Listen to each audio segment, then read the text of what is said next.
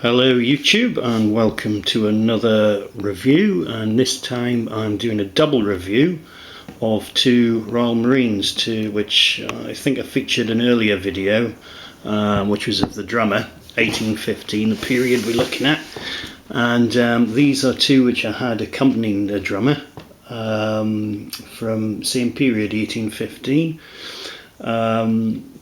Still with the Foreign Services hat, obviously the white trousers, the short tail red coat tunic, which you can see is, well, you probably, if you do know, it's slightly shorter than the traditional regiments on land. Cartridge box, and that contains about 60 odd rounds pre-packed, ready just to shove down the brown bess. Now, I'm not sure if the brown bess is a shortened version. You'd think it would be, being on a ship, but I have no idea. It doesn't look as long as what I thought a brown bess would be. And I mean, I've checked them on each soldier here. They're both the same length. Obviously this looks longer because of the bayonet, but I don't know whether the brown bess, maybe the Royal Marines had a shorter version in that period. I don't know, but it's worth checking out. King and Country, again, detail is brilliant, to say the least. The only funny thing with King Country, I mean, you see the detail here.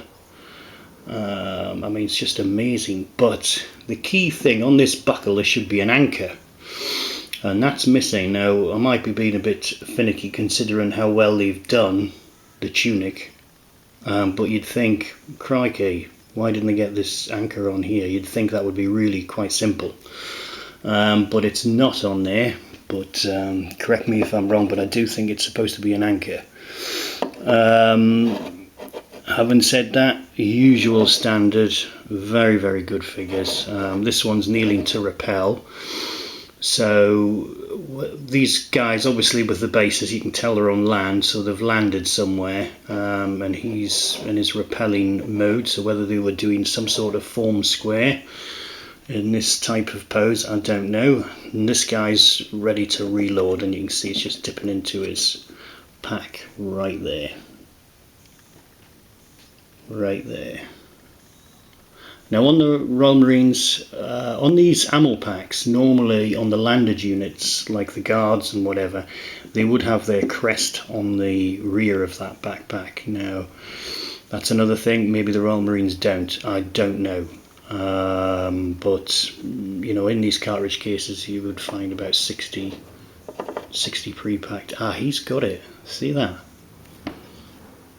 And there's the anchor on there, if you can see that. And this guy,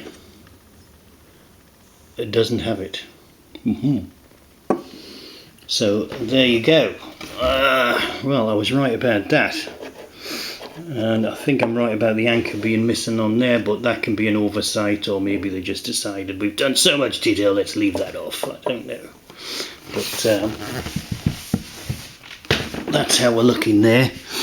Bases are very, very good, and no chance of these toppling over at all. It's quite well weighted. Foreign Services hat, which is pretty darn accurate there. I've never, on some of the pictures that I've seen, I've never actually noticed too much the white roping, but I'd say they'd definitely be accurate with that. And like I say, it's really nice. The detail is really, really good.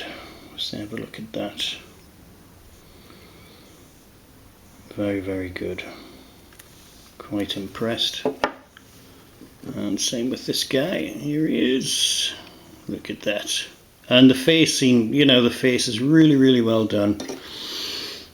My only gripe is they do face-wise. No, he does look slightly different. It must be really difficult to do. But yeah, I think they look slightly different, so but a very nice pairing, and with the drummer they go quite well, so I'm really quite happy with these two.